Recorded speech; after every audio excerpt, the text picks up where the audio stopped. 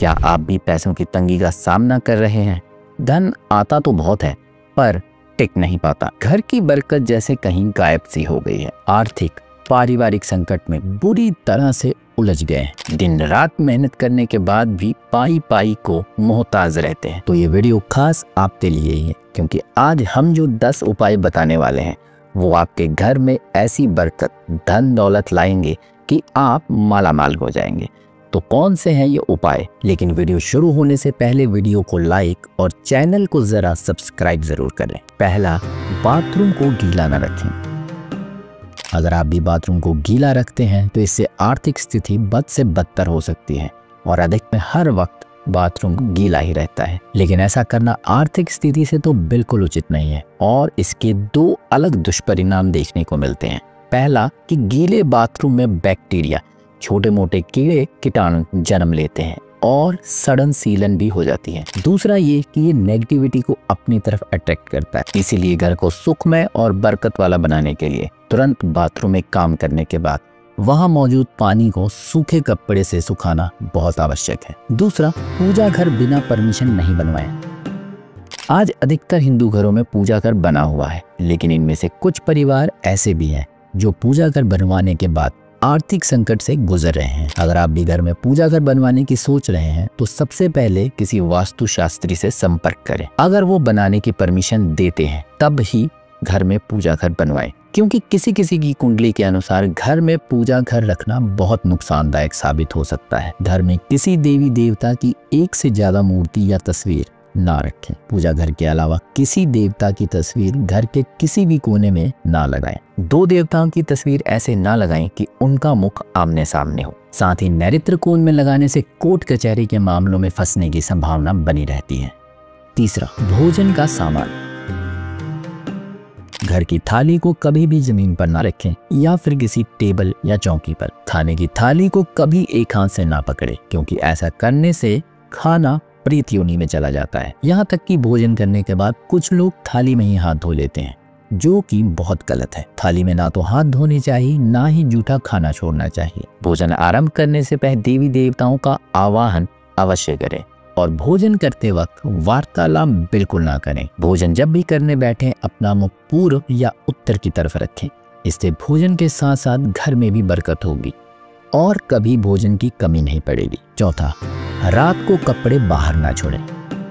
रात में कपड़े खुले आसमान के नीचे छोड़ने से भी घर में दरिद्रता आती है और बरकत कहीं छूमंतर हो जाती है। दिन रहते ही कपड़ों को घर के अंदर ले जाना चाहिए, क्योंकि रात में नकारात्मक ऊर्जा का प्रवाह ज्यादा रहता है और यही नकारात्मक ऊर्जा इन कपड़ों में भी प्रवेश कर जाती है और फिर वस्त्रों के साथ घर में भी प्रवेश करती है। इसलिए सूरज ढलने से पहले कपड़े घर के अंदर ले आएं। अगर आप अपने पुराने वस्त्र किसी को दान कर रहे हैं तो उन्हें ऐसे ही मत दीजिए, क्योंकि इन कपड़ों में आपके गुण अवगुणों का वास होता है, जिससे आपका जीवन खतरे में पड़ सकता है। इसलिए नमक मिले पानी में कपड़े निकाल कर ही दान कीजिए। 5वां, द्वार देहरी पूजा।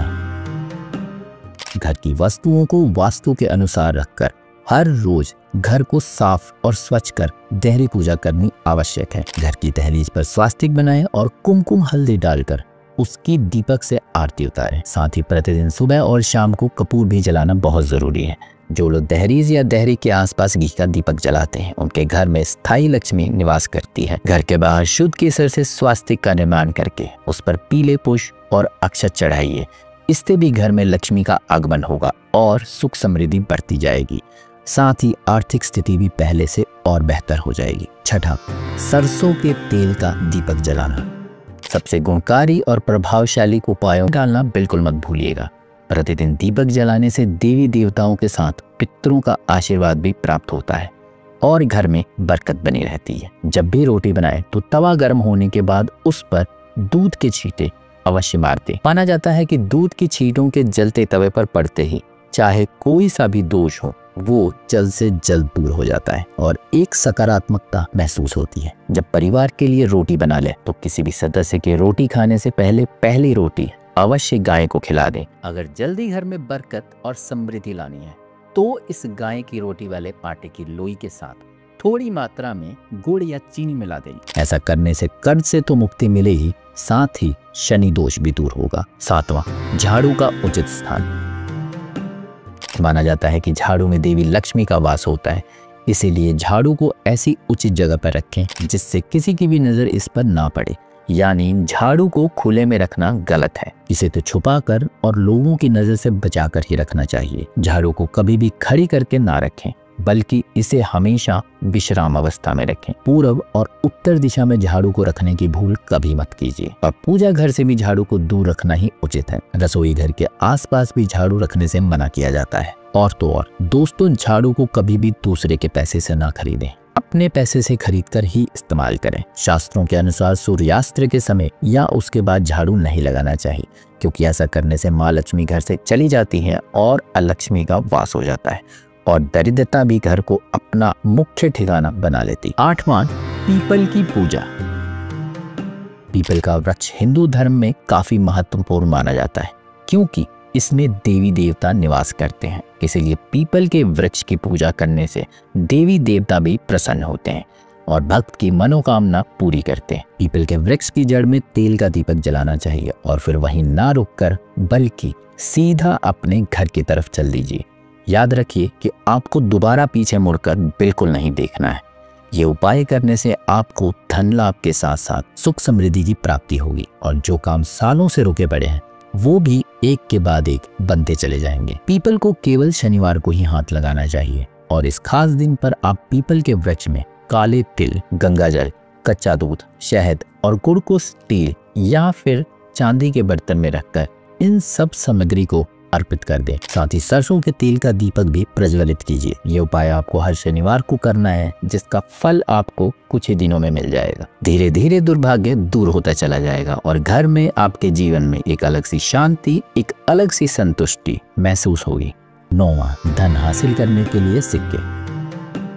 अगर आप तिजोरी पर्स को धन से भरना चाहते हैं, आपको माँ लक्ष्मी और कुबेर देव को प्रसन्न करना होगा। इसके लिए आपको 3 सिक्के लेने हैं और जो पर्स आप प्रतिदिन अपने पास अधिकतर समय के लिए रखते हैं या रखती हैं, उसमें इन 3 सिक्कों को डाल दें। साथ ही 3 सिक्कों को अपनी तिजोरी में भी रखें। इस उपाय के साथ साथ घर के मंदिर या पूजा घर में लाल रिबन से 3 सिक्के बांधकर भी आप लटका सकते हैं। ये भी धन बढ़ाने का एक अहम उपाय है। वास्तुशास्त्र में मछली की चांदी की प्रतिमा बनाकर घर में रखना बहुत शुभ माना जाता है, क्योंकि ये सुख समृद्धि और अच्छे स्वास्थ्य का राज है। मछली की चांदी की प्रतिमा रखने से घर में शांति और सुकून भी बढ़ता है और तो और खुशियों की लहर तेजी से दौड़ने लगती है। इसलिए इस उपाय को एक बार जरूर करके देखिए। 10वां, माँ, बेटी और पत्नी का सम्मान करें। पत्नी और बेटी या कहें तो स्त्रियों को लक्ष्मी का रूप माना जाता है, इसलिए अगर आप इनके साथ दुर्व्यवहार करते हैं, मारपीट से लेकर अशुभ वचन तक बोलने से खुद को रोकें। माँ को साक्षात देवी पार्वती का रूप माना जाता है।